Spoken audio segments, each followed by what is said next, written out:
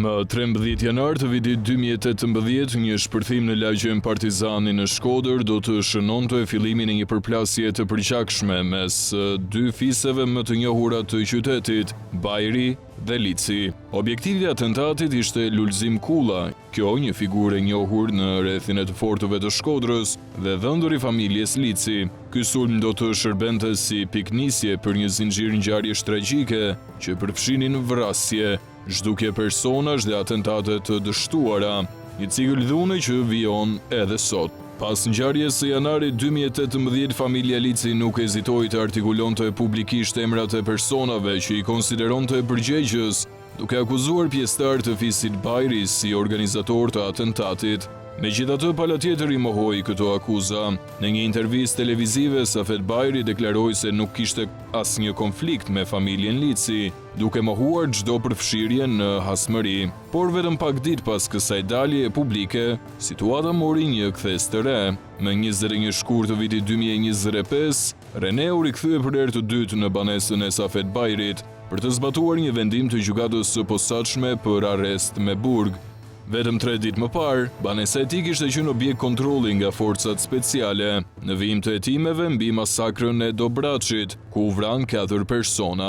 Këtë herë Safet Bajri nuk u shoqërua për një procedurë të zakonshme, por u arrestua zyrtarisht dhe u dërgua në policinë e Tiranës. Në të njëjtën kohë ekzekutua masa e arresti në burg edhe për Behar Bajrin dhe Astmer Bilalin, të cilët ishin arrestuar më herët në shtator të vitit 2023 gjatë operacionit të njohur si Metamorfoza. Të tre këta individ akuzohen për vrasjen e Fatbardh Licit më 10 gusht të vitit 2018 në lagjen Kiras të Shkodrës, si edhe për pjesëmarrje në një grup të strukturuar kriminal. Më 24 shkurt të vitit 2025, gjykata e posaçme komunikoi të njëjtën mas sigurie për të tre të arrestuarit, duke konfirmuar zyrtarisht përfshirjen e tyre në krime me motive hakmarrje. Për herë të dytë pas operacionit Metamorfoza, SPAK deklaroi publikisht ekzistencën e një konflikti mes familjeve Bajri dhe Lici. Sipas hetimeve të prokurorisë së posaçme, vrasja e Fatbardh Licit ishte një akt hakmarrje ndaj Ibrahim Licit, të cilit Behar Bajri atribuonte vrasjen e miqve të tij, Boran Bërçana dhe Silvin Doci, në 15 korrik të vitit 2018. Kulmi i këtij konflikti të përgjakshëm u shënua më 30 tetor 2024, kur një atentat u vran 4 persona, 2 prej të cilëve ishin kalimtar të rastësishëm. Kjo ngjarje e rëndë, ende në hetim nga SPAK, po konsiderohet si një vazhdim i sagës së hakmarrjes mes dy grupeve rivale. Konflikti ndërmjet fiseve nuk ishte gjithmonë i pranishëm. Para vitit 2017, kishte shenja paqeje mes tyre. Madje Ibrahim Lici ishte parë në shoqërinë e Astmer Bilalit, një nga figurat më të afërta të fisit Bajri, por pas vitit 2018, raportet u kthyen në armiqësi të hapur dhe të dhunshme. Pasojat e kësaj përplasje janë të dukshme, jo vetëm në raportet kriminale, por në jetët e njerëzve të thjeshtë. Bashkëshortja e Endri Mustafës, i vrarë në një atentat për të cilin akuzohet Ibrahim Lici, e mohon përfshirjen e tij dhe akuzon dikë tjetër, ndërkohë Astmer Bilali humbi babain dhe xhaxhain, Astrit dhe Brahim Bilalin, gjatë kohës që ai ndodhej në burg. Edhe kjo ngjarje mbetet ende pa autor të identifikuar. Një tjetër viktimë e dhunës ishte Ismet Çekorja, i cili kërkonte drejtësi për djalin e tij të shpallur në kërkim për një vrasje, 5 ditë pas deklaratës së tij publike. Më 2 shtator të vitit 2022, ai vetë u vra. Ndërsa kishte deklaruar se nuk kishte frikë nga askush, ngjarjet e mëvonshme treguan të kundërtën. Ngjarjet kriminale që kanë përfshirë qytetin e Shkodrës që prej vitit 2018 kanë krijuar një klim pasigurie dhe frike. Dy fise që dikur thuaj se kishin ndikim të fortë në qytet, u kthyen në sinonim të dhunës dhe terrorit mediatik. Çdo zhvillim kriminal që ndodhte, lidhej automatikisht me njërin apo tjetrin krah. Banorët e qytetit u detyruan të jetojnë me frikën e përplasjes së radhës, ndërsa autoritetet shpeshherë janë treguar të pafuqishme për të ndaluar ciklin e hakmarrjes. Por si filloi saga e vrasjeve? Në arkivat e policisë së Shkodrës janë të regjistruara disa ngjarje kriminale që shënojnë fillimin e një zinxhiri hakmarrjesh, mes tyre edhe vrasjet e 2 pjesëtarëve të fisit Bajri, Babe Bir, xhaxhai dhe kushëriri i Safet Bajrit. Ngjarja e parë ndodhi në 21 tetor të vitit 2001 kur u ekzekutua Indrit Bajri pranë shkollës së muzikës në lagjen Partizani. Sipas policisë, pak para atentatit kishte patur një konflikt verbal dhe kërcënime mes tij dhe njërit prej të dyshuarve, Ilmir Hajdari. Ditën e vrasjes, Hajdari së bashku me Xhamir Shegën dhe Kujtim Barbullushin ndodhej në të njëjtën makinë, edhe të armatosur. Sapo panin Indrit Bajrin, ata qelluan me armë zjarri duke lënë të vdekur në vend. Ilmir Hajdari u dënua me 16 vite burg, por u lirua pas rreth 5 vitesh, duke mohuar autorsinë gjatë gjithë procesit gjyqësor. Pas 14 vitesh, më 11 qershor të vitit 2015, një tjetër emër nga kjo ngjarje, Xhabir Shega, u vra me snajper në oborin e shtëpisë së tij në lagjen Ajasem poshtë kalas së Rozafës. Ai u qellua 2 herë në gjoks nga një distancë e madhe, duke ngritur dyshime se ishte ekzekutuar nga një qitës profesionist. Ngjarja u cilësua si akmarrje, por pa autor të identifikuar, edhe për shkak të asmërive që Shega kishte me disa fise në Shkodër. Një vit më parë, në vitin 2014, ai kishte shpëtuar nga një tjetër atentat me snajper, duke mbetur i plagosur. Më 3 qershor të vitit 2022 u ekzekutua Naim Bajri, 68 vjeç, xhaxha i Safet Bajrit dhe babai i Indrit Bajrit. Ai po pinte kafe në lagjen Partizani pranë markatës së Peshkut, atëherë kur u qellua për vdekje nga një makinë në lëvizje. Në atë moment ndodhej me punonjësin e tij, Astrid Zenelin, 58 vjeç, i cili mbeti i plagosur. Naim Bajri, ndryshe nga emri i njohur i familjes së tij, kishte zgjedhur të jetonte një jetë modeste, duke u marrë me tregtimin e prodhimeve të detit pranë markatës së Rusit. Ngjarja mbetet pa autor dhe vetmja provë ishte makina e djegur e atentatorëve, e gjetur në bypassin e Shkodrës.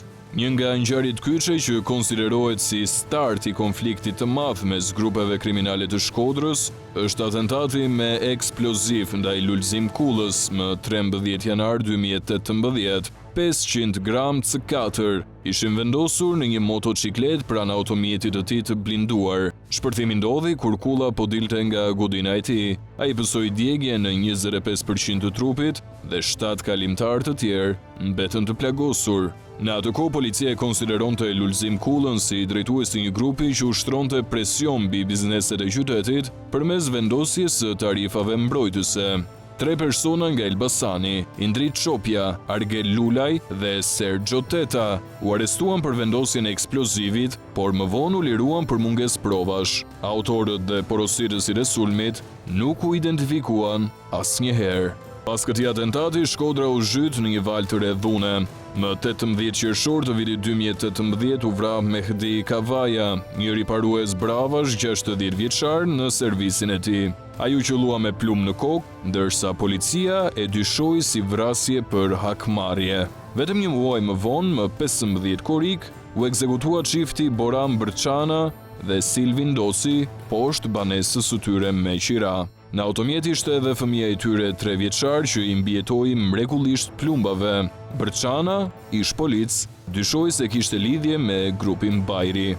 Më 10 gusht të vitit 2018 ndodhi një tjetër atentat. Fatbard Lici, xhaxha Ibrahim Licit, u vra në lagjen Kiras. Makina e autorëve u gjetë djegur pranë Dobraçit. Edhe pse kishte përgjime dhe dyshime ndaj familjes Bajri, provat mungonin. Vetëm pas hetimeve të SPAK të mbështetura në të dhënat e platformës Sky, u arrit në konkluzionin se vrasja ishte kryer nga Behar Bajri, Astmer Bilali dhe Safet Bajri, si akmarrje për vrasjen e Boran Brçanës për të cilën dyshohej Ibrahim Lici. Në 23 gusht të vitit 2018 u zhdukën Nipe Daj, Agron Mollaj dhe Gëzim Hysa, të afërm të fisit Lici. Pas më shumë se 6 vitesh nuk dihet ende fati i tyre dhe familjarët kërkojnë të paktën gjetjen e trupave. Me 1 shtator të vitit 2018 u vra Arjan Fercaku në zonën e Livadeve, ndërsa po kalironte me miqt, mes të cilëve edhe Astmer Bilali. Ai u qullua fillimisht nga distancë dhe më pas nga afër për të siguruar vdekja e tij. 2 muaj më pas, 14 nëntor u vra edhe kushëriri i tij, Patos Fercaku, ndërsa shiste peshk në lagjen Rus. Një tjetër vrasje tronditëse ndodhi në 30 mars 2019 ku ekzekutuan Astrit dhe Ibrahim Bilali, babai dhe xhaxhai i Astmer Bilalit. Ata u qelluan me breshëri automatiku në derën e shtëpisë së tyre në lagjen Guerile. Për këtë ngjarje u arrestuan Arsen Stojku dhe Myslim Rama, por përfundimisht vetëm këta të dy u dënuan për ndihmën në largimin e autorëve. Ibrahim Lici, shpallur fillimisht në kërkim, u përjashtua nga ngjarja pa akuza të mëtejshme. Mbrëmjen e 15 majit 2021, Endri Mustafa u largua nga shtëpia dhe u gjeti vrarë 2 ditë më pas në zonën e Livadheve pranë liçenit të Shkodrës. Trupi i tij kishte plag me armë zjarri në kokë dhe në trup. I mituri 15 vjeçar Ergys Malja ishte personi i fundit që e kishte takuar dhe u shoqërua fillimisht për deklarime. Më pas, ai u arrestua si bashkëpunëtor dhe dëshmoi se autori ishte vetë Ibrahim Lici. Për këtë ngjarje u arrestua dhe Edison Arazi, i cili më pas u lirua pasi akuzat ndaj tij u rrëzuan. Në mars të vitit 2023, Prokuroria e Shkodrës përfundoi hetimet dhe ngriti zyrtarisht akuzë për vrasje ndaj Ibrahim Licit, i cili mbetet në kërkim. Pasditja e 30 tetorit 2024 do të mbahet mend gjatë nga banorët e Shkodrës si një ndër episodet më të errta të dhunës së përgjakshme që ka goditur qytetin në vitet e fundit. Rreth orës 17 në lagjen Dobraç, një ngjarje tragjike me përmasa të rënda kriminale do të trondiste jo vetëm opinionin publik vendas, por edhe mbar vendin.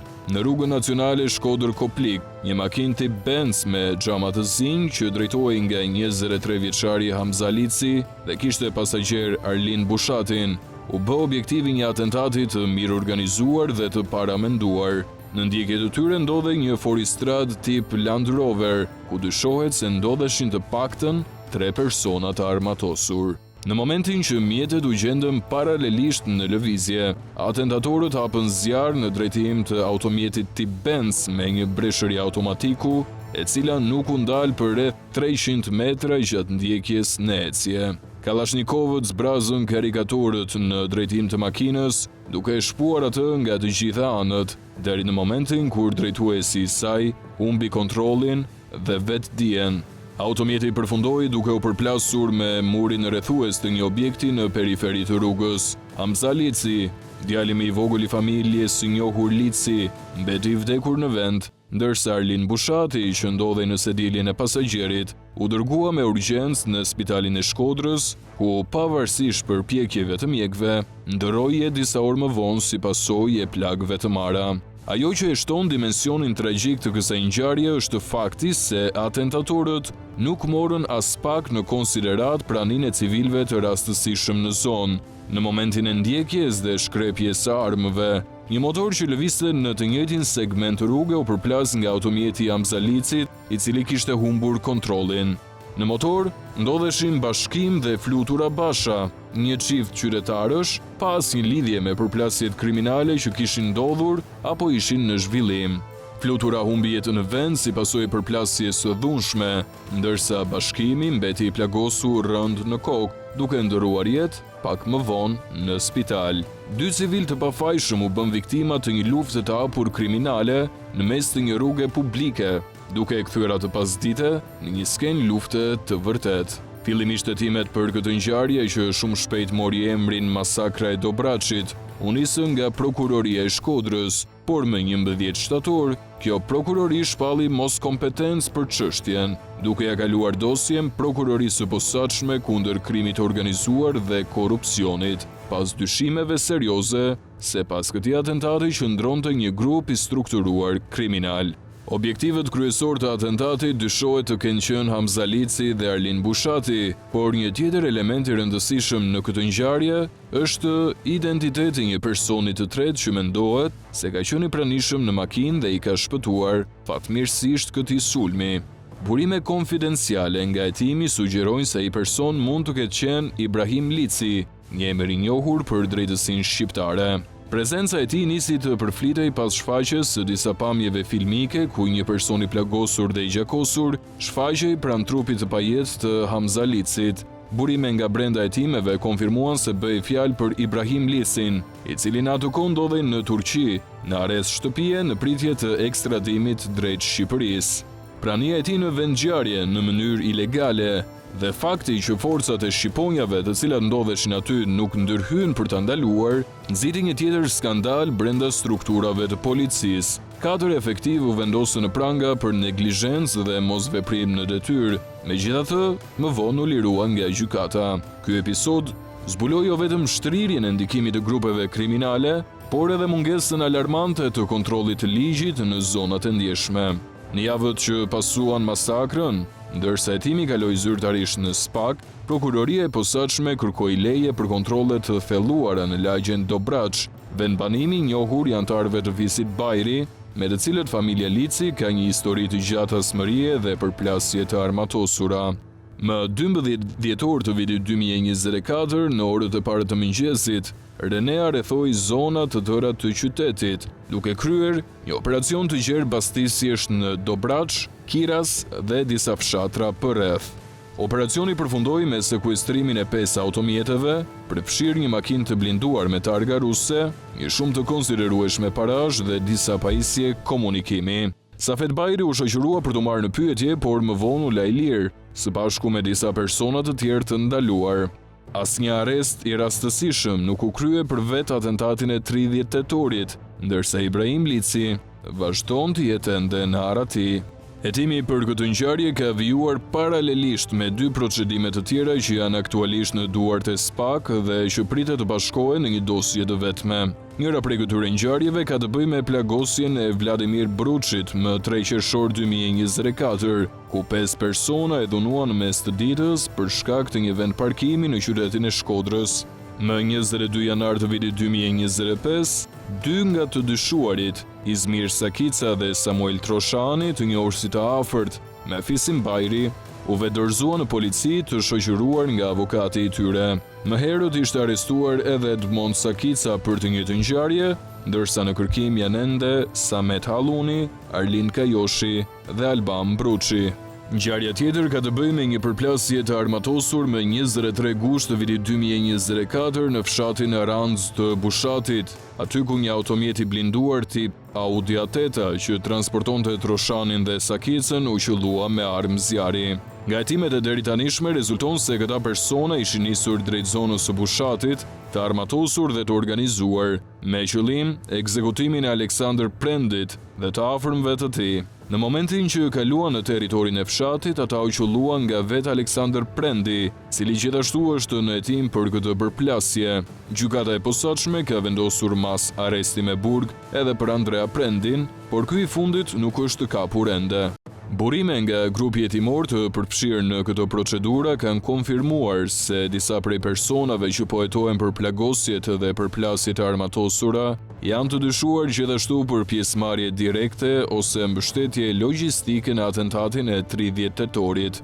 Sipas këtyre burimeve, hetimi është në një fazë të avancuar dhe ka emra konkret që dyshohet se janë autorët e masakrës. Megjithatë, deri tani nuk janë mbledhur prova të plota dhe të pakundërshtueshme për të ngritur akuza penale.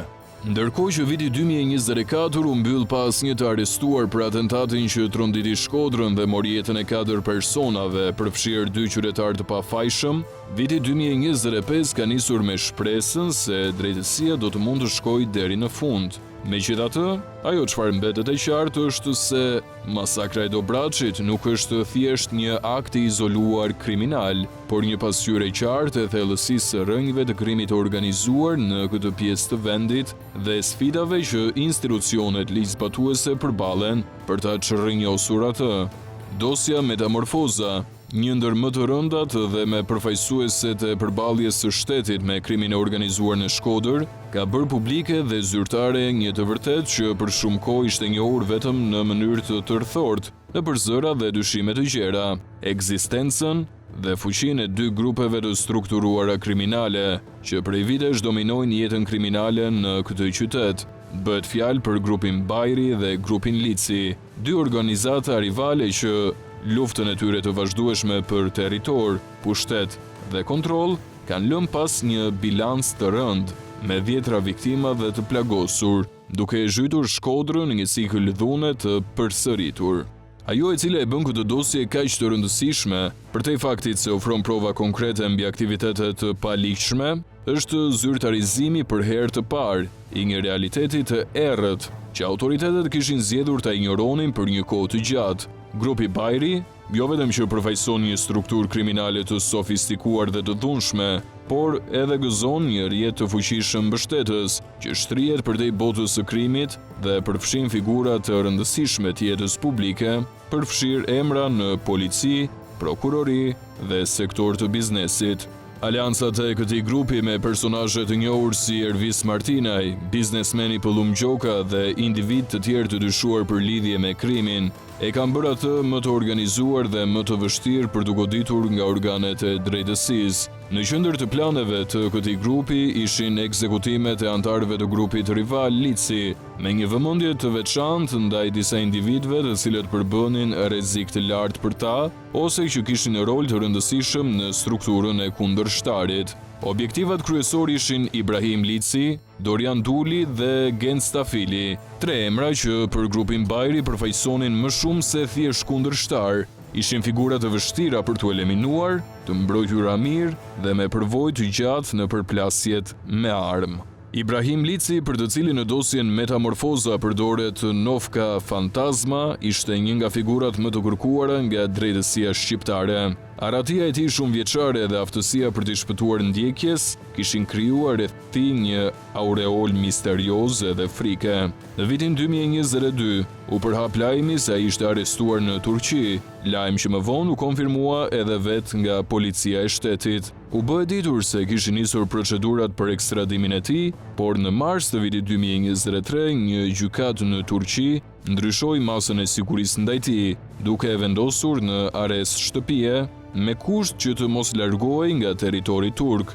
Ky vendim, sidoqoftë, nuk u respektua. Sipas të dhënave operative, Lici ka hyrë sërish ilegalisht në Shqipëri, fakt që u nënkuptua edhe nga prania e tij në vendngjarjen e masakrës së Dobraçit më 30 tetor 2023, ku u dyshua të kishte qenë i pranishëm gjatë atentatit, i cili mori jetën e 4 personave.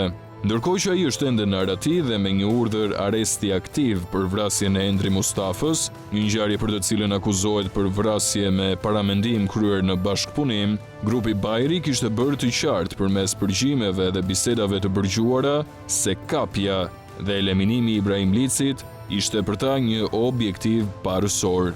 Frika që ai i mbilte jo vetëm antarëve të zakonshëm të grupit, por edhe drejtuesve të tij, është pasqyruar në mënyrë të qartë në dosjen Metamorfoza. Në një nga bisedat e bërgjuara midis Astmer Bilalit dhe Behar Bajrit, thuhet tekstualisht se Ibrahim Lici duhet me u heq se s'bën. Behar Bajri nga ana e tij e paralajmëron, ose hiq dorë Dulin, ose ri vetëm atëherë. Këto biseda tregojnë qartësi se rivalët e Ibrahim Licit ishin në panik të vazhdueshëm për shkak të aftësisë së tij për të shmangur ndjekjen dhe për të goditur me precizion të jashtëzakonshëm. Për Dorian Dulin, një tjetër figurë e njohur që grupi Bajri synonte të eliminonte, flitet gjithashtu me tone të frikshme.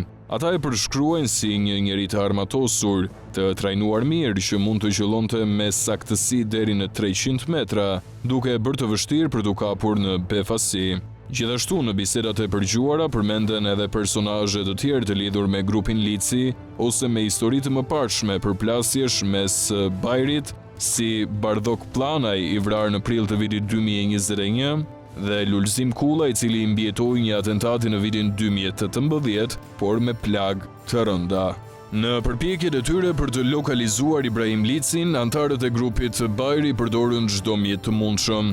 Astmer Bilali kishte siguruar një numër telefonik i cili dyshohej të ishte në përdorim nga Lici dhe këtë ja dorëzoi Behar Bajrit, i cili nga ana e tij ja kaloi Pëllum Gjokës.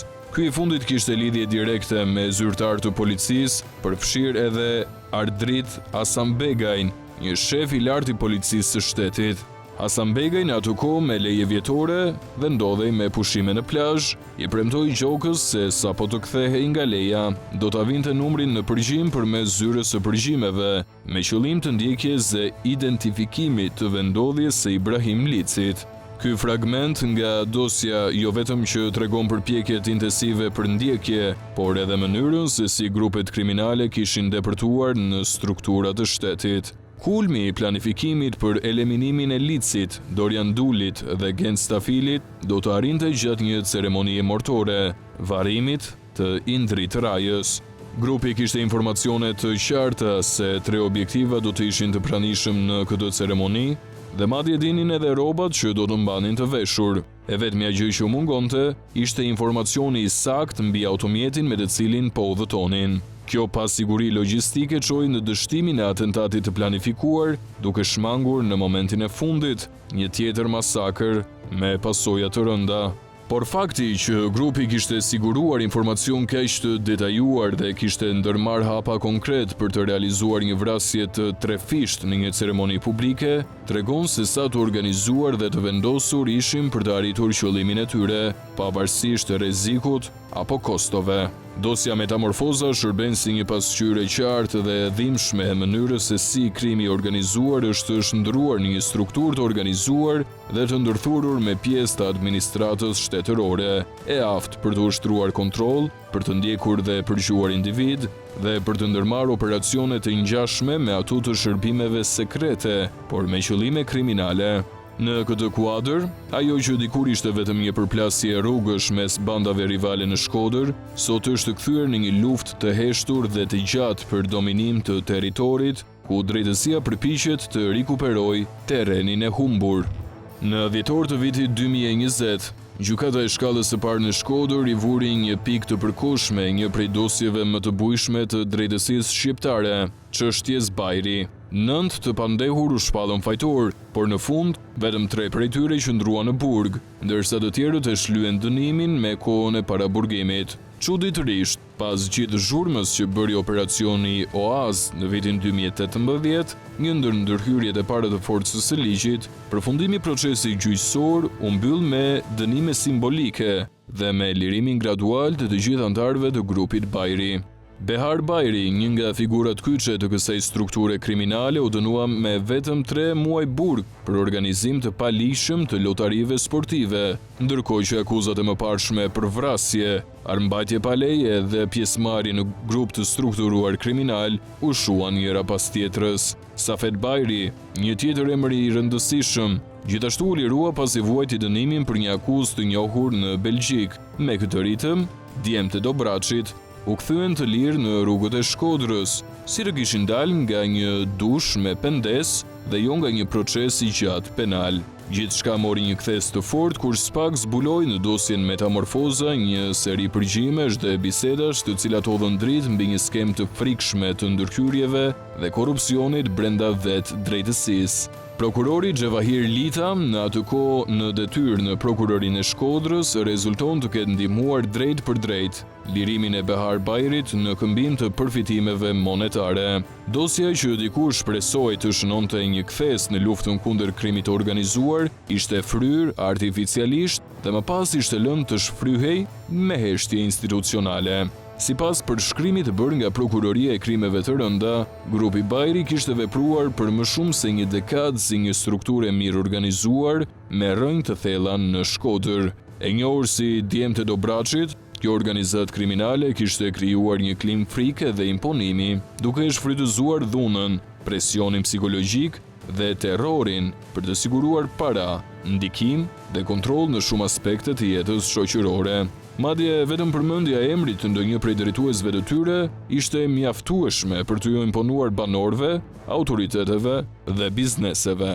Ata nuk u mjaftuan me gjobvënie dhe frikësim. Grupi vepronte edhe në tregun e drogës dhe kishte krijuar lidhje të drejtpërdrejta me funksionarë shtetëror, të cilët ndikoheshin përmes paras apo shantazhit. Dokumentat gjyqësore përmendin raste konkrete ku anëtarët e grupit kishin ndërhyrë në emërime pune, kalim provimesh apo sigurim vendesh të privilegjuara në institucionet publike, siç ishte edhe rasti i punësimit të Jorida Muratit në Spitalin e Shkodrës.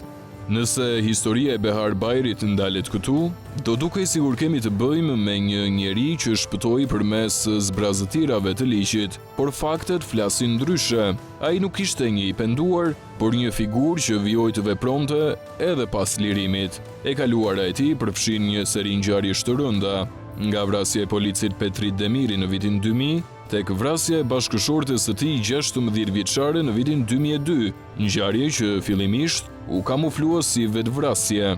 Dosja përmend edhe përdhunime të miturash, krime seksuale, grabitje me armë, gjobvënie dhe vrasje me porosi. Gjithçka e mbuluar me një rrjet të trash bashkëpunëtorësh, heshtjesh dhe zyrtarësh të blerë. Në vitin 2020, dosja Metamorfoza përmend emrin e Behar Bajrit si organizatorin e vrasjes së mikut të tij, Gjim Boriçit, një krim i kryer për llogaritë Ervis Martinajt, një tjetër figurë enigmatike e botës së krimit. Dosja nuk ofron motivet që çuan në këtë ekzekutim, vetëm faktin se vrasja u porosit dhe u krye në shkëmbim të një tjetër atentati. Një shërbim për një shërbim. Krimi si një kontratë biznesi. Sot Safet Bajri është sërish në pranga, këtë herë për akuzën e vrasjes së Fatbardh Licit, ndërsa nga ana tjetër Ibrahim Lici, rivali i tyre më i madh, ndodhet ende në Arati. Pas masakrës së Dobraçit më 30 dhjetor 2024, u bë gjithnjë me qartë se ai ndodhej në Shkodër.